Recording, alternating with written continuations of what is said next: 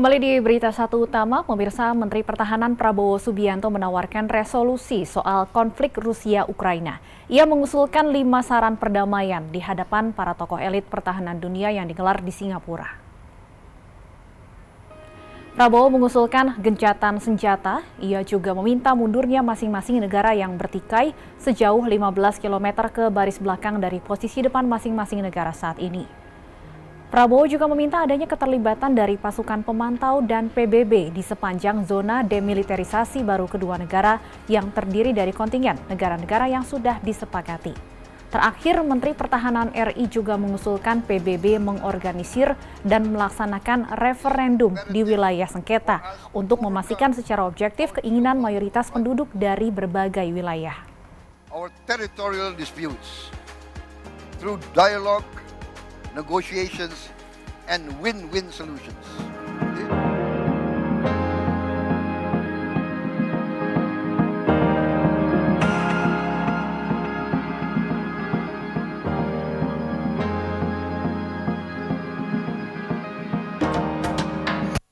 I propose that the Shangri-La dialogue find Prabowo untuk Rusia dan Ukraina. Sudah bergabung bersama kami Guru Besar Hukum Internasional Universitas Indonesia, Prof. Hikmahanto Juwana, dan juru bicara Menteri Pertahanan Dhanil Anzar Simanjuntak.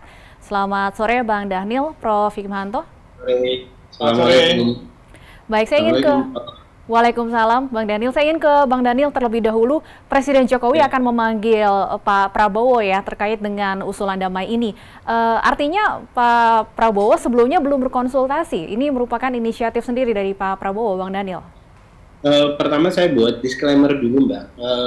Forum IISS Shangri-La Dialogue itu adalah forum forum rembuk, forum diskusi begitu yang rutin digelar oleh elit-elit pertahanan begitu dari seluruh dunia, dan Pak Prabowo memang rutin menyampaikan pandangan-pandangan beliau di forum tersebut, dan alhamdulillah setiap pandangan Pak Prabowo mendapat atensi dari seluruh peserta dari seluruh dunia, termasuk misalnya tahun lalu beliau memperkenalkan kearifan Asia terkait dengan resolusi konflik di Asia. Nah, itu juga yang disampaikan oleh Pak Prabowo kemarin agar Eropa juga belajar dari kearifan-kearifan Asia tersebut. Itu pertama, Mbak. Kemudian kedua yang perlu dipahami adalah Pak Presiden Jokowi sudah membuat panduan jelas terkait dengan upaya mendorong politik bebas aktif kita terkait dengan diplomasi pertahanan kita. Tentu secara konstitusional semua sudah memahami kita tidak terlibat fakta pertahanan manapun, namun ingin mendorong perdamaian dimanapun, dan itu sudah dilakukan oleh Pak Jokowi ketika berusaha memediasi dialog antara Presiden Zelensky dengan Presiden Putin. Dan secara kontinu juga dilanjutkan sikap tersebut oleh Pak Prabowo di forum dialog tersebut. Intinya Pak Prabowo ingin mendorong mediasi seperti yang ingin didorong oleh Presiden. Kemudian kedua, terus menunjukkan komitmen dari pemerintah Indonesia bahwasannya kita ingin berperan aktif dalam upaya perdamaian dunia. Dan sikap itu yang mendasari dan sikap itu yang paling penting disampaikan oleh Pak Prabowo di forum itu. Baik. Terlepas kemudian beberapa poin-poin yang disampaikan Pak Prabowo memunculkan debat secara global. Nah, debat itu tentu adalah ruang kita untuk saling berdiskusi. Nah, kemudian kemarin kan kebetulan Pak Prabowo mengundang Dubes Ukraina dan juga Dubes Rusia secara bersamaan di waktu yang sama. Keduanya dapat penjelasan dari Pak Prabowo terkait dengan resolusi yang disampaikan oleh Pak Prabowo, dan alhamdulillah beliau berdua dalam hal ini Dubes Rusia dan Ukraina dapat memahami resolusi tersebut. Kalaupun ada perbedaan, ada penolakan misalnya terhadap poin-poin yang disampaikan oleh Pak Prabowo, itu hal yang biasa. Hampir semua resolusi tentu tidak bisa diterima begitu saja, itu membuka ruang diskusi yang sangat panjang. Baik, Prof. Hikmahanto, kalau Anda sendiri melihat sebenarnya poin apa dalam resolusi damai ala Pak Prabowo ini yang membuat kemudian Ukraina menyuarakan penolakannya terhadap tawaran Pak Prabowo ini? Oke, Pertama, saya setuju ya dengan apa yang disampaikan oleh Mas Daniel ya, bahwa ini forum bukan forum resmi kebijakan negara begitu ya. Karena ini forum di mana Menteri Pertahanan ASEAN bertemu dengan para pakar di bidang pertahanan. Nah, yang kedua, kalau kita bicara di Indonesia berkaitan dengan kebijakan luar negeri, menurut Undang-Undang Hubungan Luar Negeri, maka yang punya kewenangan itu adalah Menteri Luar Negeri. Nah, Pak Prabowo tentu tidak menjabat sebagai Menteri Luar Negeri, sehingga beliau bisa saja menyampaikan sebuah ide, sebuah tawaran, usulan yang disampaikan di dalam sebuah forum yang tidak resmi. Itu yang pertama. Yang kedua, yang disampaikan oleh Pak Prabowo, menurut saya masih inline dengan apa yang disampaikan oleh Bapak Presiden. Pertama, gencatan senjata. Karena Bapak Presiden sejak awal perang dimulai selalu mengatakan bahwa stop perang. Stop perang itu artinya gencatan senjata. Dan ini sesuai dengan pasal 2 ayat 3 Piagam PBB yang mengatakan bahwa kalau ada negara yang bersengketa, maka mereka wajib menyelesaikan secara damai sehingga tidak mengakibatkan adanya gangguan terhadap stabilitas keamanan. Jadi ini sudah sesuai yang nomor satu. Yang nomor dua, beliau mengatakan bahwa dalam konteks territorial dispute, kalau kita dengarkan disampaikan oleh Pak Prabowo, territorial dispute, ya itu sebenarnya sudah benar Pak Prabowo. Karena begini, kalau bicara tentang territorial dispute itu yang ada di Ukraina Timur. Di situ ada Luhansk dan Donetsk, ya. Dan Luhansk dan Donetsk tahun kemarin dan sudah lama sebenarnya mereka menyatakan merdeka dari Ukraina. Lalu Rusia tahun kemarin mengakui kemerdekaan itu. Jadi Pak Prabowo melihat dalam konteks territorial dispute itu, maka penyelesaiannya adalah para pihak mundur 15 km. Lalu melakukan gencatan senjata, sementara dialog dilakukan. Nah, dialog itu kemudian salah satunya adalah menyepakati bagaimana rakyat di perbatasan yang masih menggunakan bahasa Rusia, apakah mereka tetap mau merdeka, bahkan kemarin itu juga mereka ingin bergabung dengan Rusia, atau mereka tetap bergabung dengan Ukraina. Itu yang ditawarkan sebenarnya.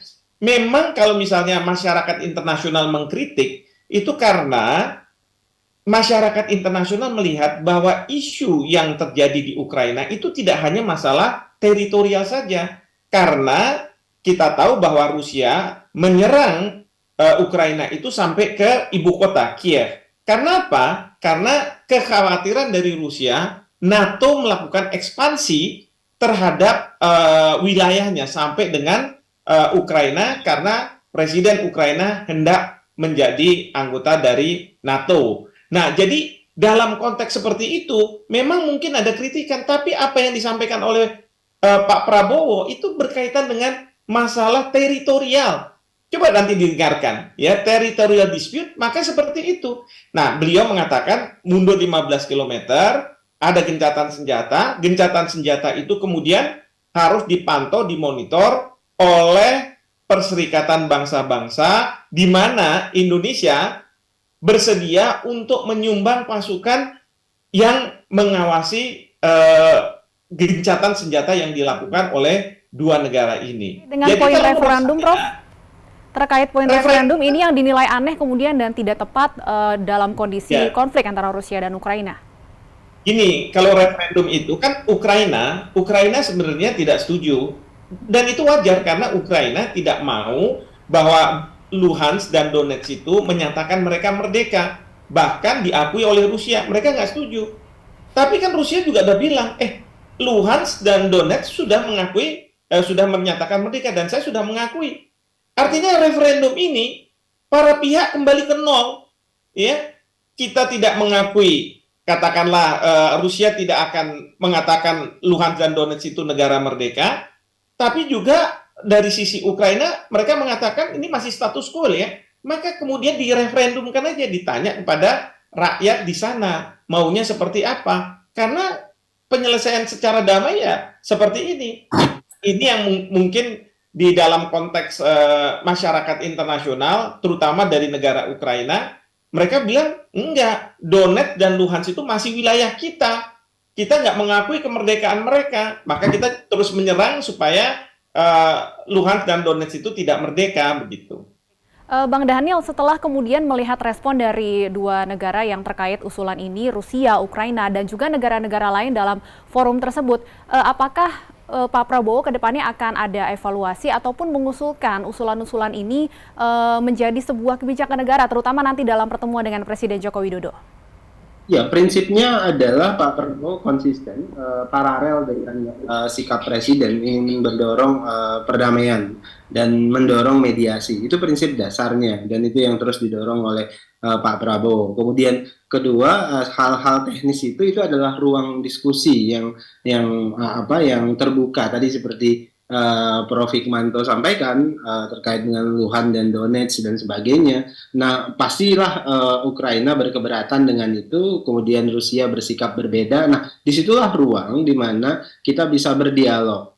Kemarin Pak Prabowo mengundang kedua dubes, beliau berdialog terkait dengan itu. Dan upaya ini akan terus dilakukan oleh Pak Prabowo sebagai Menteri Pertahanan, karena salah satu upaya yang bisa dilakukan oleh Menteri Pertahanan adalah diplomasi pertahanan.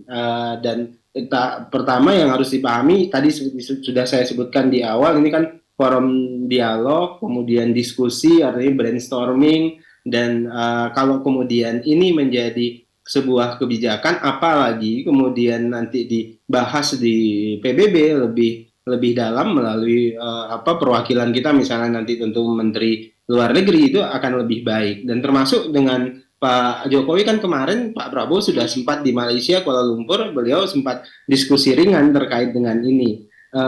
Bahkan Pak Prabowo menyampaikan tadi teman-teman Eropa kita harus belajar juga dari kearifan Asia, dan konflik begini kan harus dihentikan, apalagi kemudian kita terus bicara tentang siapa yang benar, siapa yang salah dengan perspektif masing-masing. Kalau kemudian pendekatannya siapa yang benar dan siapa yang salah dengan perspektif masing-masing, itu nggak akan selesai, Mbak.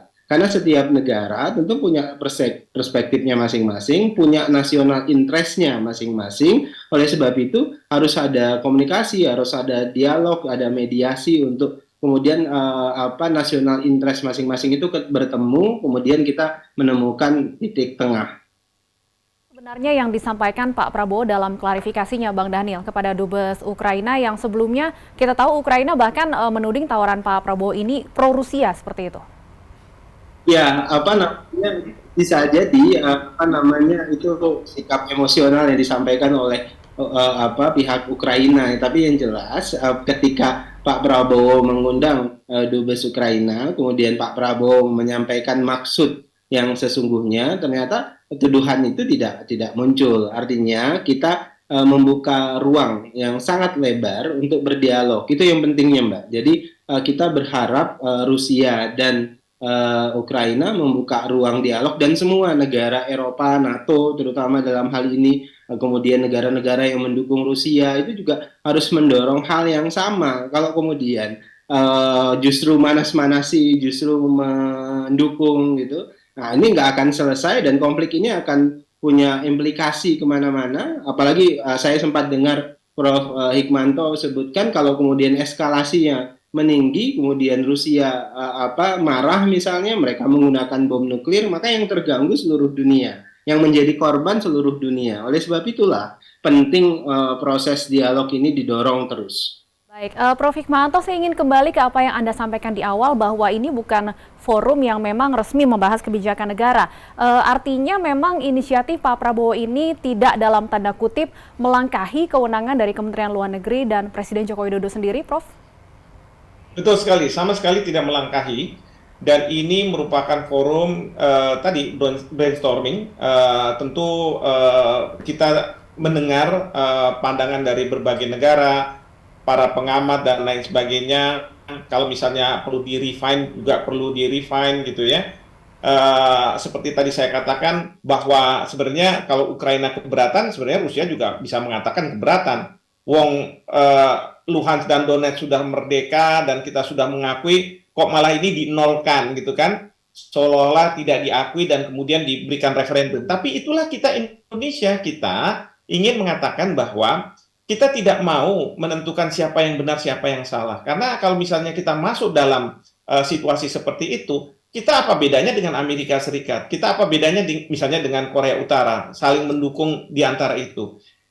Keberpihakan Indonesia adalah kepada kemanusiaan. Bapak Prabowo ini, walaupun beliau orang militer, beliau sudah menyampaikan kok di dalam forum itu, kemanusiaan itu yang penting.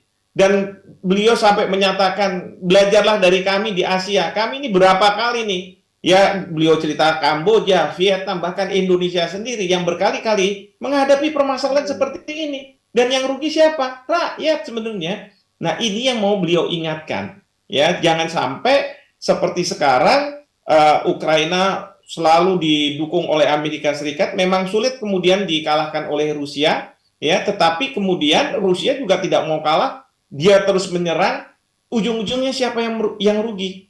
Nah, yang rugi adalah masyarakat, dan masyarakat itu termasuk juga negara-negara berkembang yang ada di dunia ini. Karena apa? Terjadi krisis pasok pangan, terjadi krisis terkait dengan keuangan, krisis macam-macam multidimensi, energi dan lain sebagainya. Nah ini yang kemudian idenya adalah mau menghentikan perang itu. Jadi proposal seperti ini menurut saya oleh para pengamat tentu akan dicerna, didigest, lalu kemudian mudah-mudahan kalau misalnya perlu ada diperbaiki di sana sini ya diperbaiki, tapi kemudian harus bisa menjadi kebijakan untuk apa? Menghentikan perang itu sendiri. Dan kalau misalnya ada sengketa, silakan diselesaikan secara damai sesuai dengan pasal 2 ayat 3 Piagam PBB. Setelah ada perbaikan, Anda melihat ini bisa kemudian dinaikkan menjadi memang kebijakan negara yang resmi begitu, Prof? Ya kalau misalnya memang diterima, ya karena pengelola kebijakan luar negeri kan adalah Menteri Luar Negeri, ya. Jadi kalau misalnya memang bisa diterima dan kemudian bisa menjadi usulan yang ditawarkan secara resmi oleh pemerintah Indonesia, ya kenapa tidak tentunya, ya. Tetapi sekali lagi memang perlu juga dilihat tidak hanya isu teritorial saja yang jadi masalah sekarang ini, tetapi juga kekhawatiran dari Rusia bahwa NATO semakin lama semakin memperluas wilayahnya, ekspansi bukan wilayah dalam arti wilayah mereka, tetapi keanggotaan dari NATO ini. Lalu kemudian bagaimana membuat Rusia itu tidak mempunyai kekhawatiran, itu pun harus menjadi variabel untuk menyelesaikan policy atau kebijakan apa yang paling baik seperti itu. Baik, Bang Daniel, sudah ada komunikasi dengan Kementerian Luar Negeri kah terkait tindak lanjut dari usulan damai ala Pak Prabowo ini?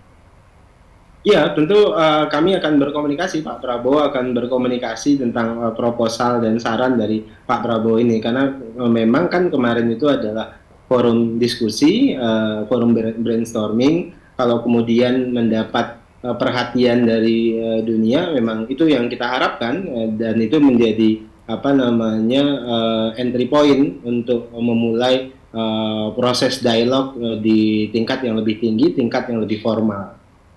Baik, Prof, kemudian apa sebenarnya kontribusi nyata lain yang bisa diberikan Indonesia terkait dengan konflik Rusia-Ukraina ini? Ya, yang pasti tadi sudah juga disampaikan oleh Pak Prabowo, kalau misalnya memang disetujui ada gencatan senjata, maka Indonesia sepanjang dimandatkan oleh Perserikatan Bangsa-Bangsa bersedia untuk menyumbang peacekeeping operations-nya. Itu yang pertama.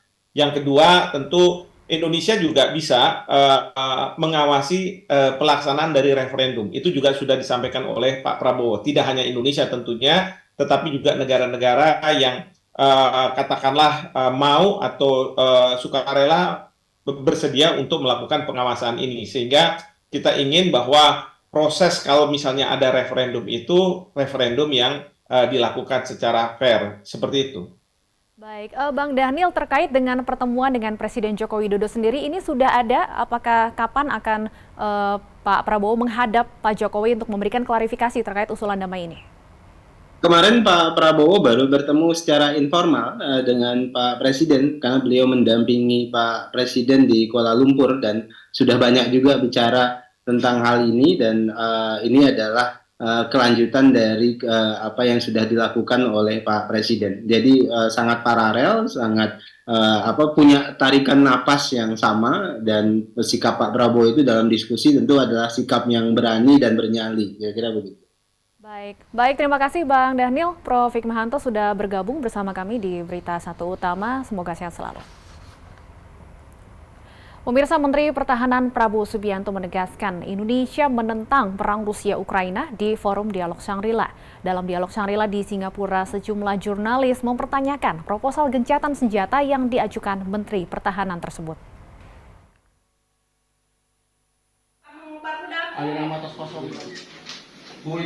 Penyalur tenaga kerja Indonesia ilegal di Garut digerebek polisi. Belasan orang diamankan. 2 perusahaan yang digerebek berada di kawasan Kecamatan Tarogong Kaler. Ya, mohon maaf pemirsa, kita ke informasi selanjutnya. Polisi kembali menangkap penyalur tenaga kerja ilegal di Garut, Jawa Barat. Sementara di Lampung, korban tindak pidana perdagangan orang masih menjalani trauma healing usai kembali dari Arab Saudi.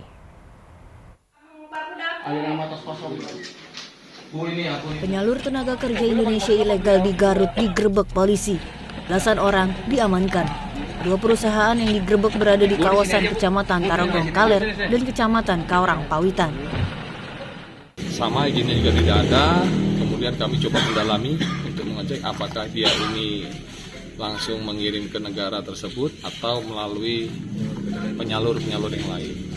Kedua perusahaan ini terindikasi sebagai perusahaan yang menyalurkan TKW dan melakukan praktek tindak pidana perdagangan orang. Total 14 orang yang diamankan, terdiri dari 12 warga Garut dan hendak diberangkatkan ke luar negeri, serta 2 orang pemilik perusahaan. Perusahaan ini menyalurkan calon TKW ke sejumlah negara seperti Taiwan bahkan Norwegia. Beberapa barang bukti diamankan seperti HP, laptop, hingga dokumen penting serta paspor para calon TKW. 24 warga Provinsi Nusa Tenggara Barat yang menjadi korban tindak pidana perdagangan orang saat ini menjalani trauma healing di Polda Lampung. Saat ini para korban masih merasakan trauma dan stres karena sering berpindah tempat penampungan tanpa kepastian. Mereka berada di Mapolda Lampung untuk mendapatkan penanganan proses penyelidikan hingga proses pemulangan ke daerah asal.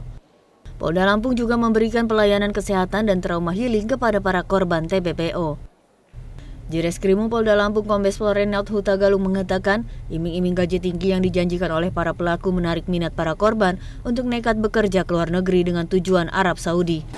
Hasil pemeriksaan sampai dengan saat ini, kami telah menetapkan 4 orang tersangka untuk jaringan Timur Tengah. Tadi disampaikan, kenapa menyampaikan dalam bentuk jaringan Timur Tengah?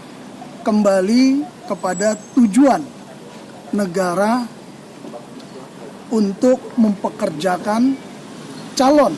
Ia menambahkan saat ini pihaknya masih melakukan pengembangan penyelidikan untuk mengungkap ada tidaknya tersangka lain dan korban lain dari sindikat TPPO jaringan Timur Tengah tersebut. Tim Liputan, BTV.